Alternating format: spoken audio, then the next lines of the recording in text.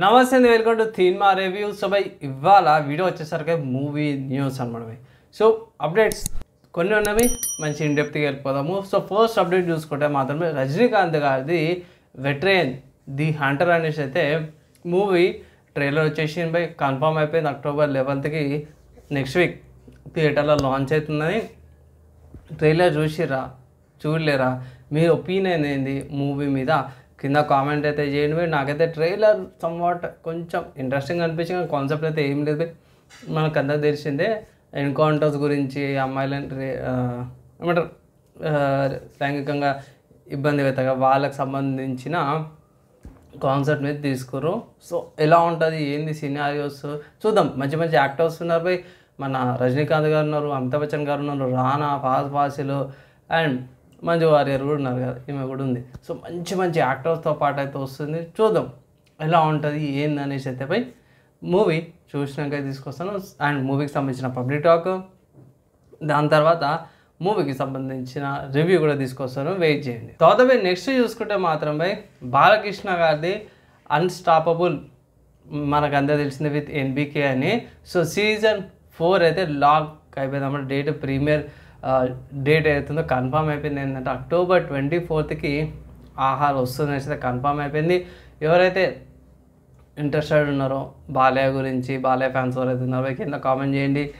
ఎన్ని రోజులు వెయిట్ చేస్తారు, ఏం ఎక్స్పెక్టేషన్స్ ఉన్నాయి, మీ ఒపీనియన్స్ ఏందనేసి అయితే కింద కామెంట్ అయితే చేయండి. తర్వాత నెక్స్ట్ చూసుకుంటే భూల్-భులయ్యా 3 మూవీకి సంబంధించిన ట్రైలర్ డేట్ అయితే కన్ఫర్మ్ అయిపోయింది. October 6th అనేసి కన్ఫర్మ్ అయిపోయింది.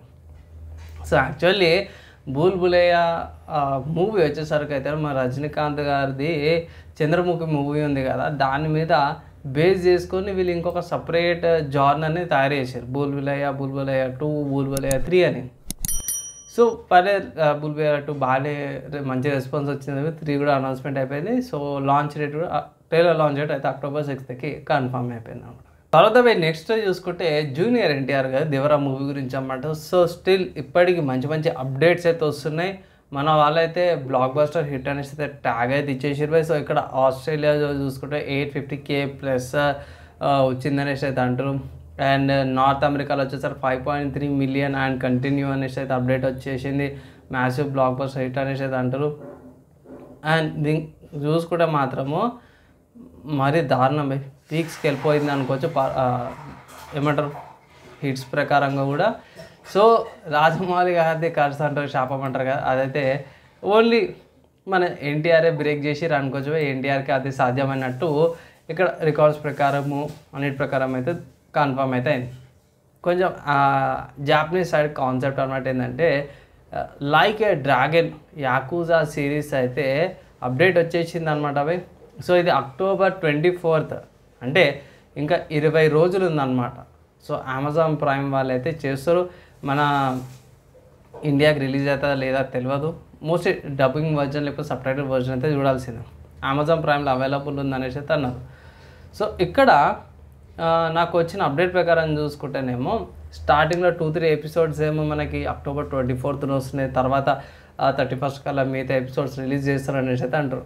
సో చూద్దాం ఏంది ఎట్లా చేస్తారో ఏందనేసి అయితే అవి మనం వెయిట్ చేసింది. 20 రోజులు వెయిట్ చేసినాక ఓటీటీలో అమెజాన్ ప్రైమ్లో వచ్చినాక కన్ఫర్మ్ చేసుకోవచ్చు.